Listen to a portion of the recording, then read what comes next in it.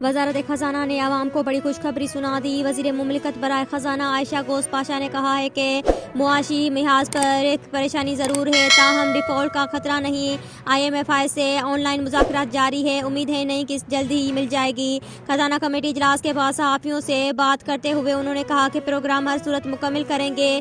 روس سے تیل خریداری کے لیے بات چیت کر رہے ہیں۔ حکومت نے افواہوں کے باوجود $1 ارب کے صکوک بانڈ کی 3 دن قبل ادائیگی کر کے ثابت کر دیا ہے کہ ملک ہرگز ڈیفالٹ نہیں کرے گا۔ انہوں نے کہا ہے کہ سیلاب پیش نظر ٹاسک پورا کرنے کے لیے $16 ارب درکار۔ عالمی اور ایشیائی بینک سمیت عالمی اداروں سے بات چیت جاری ہے۔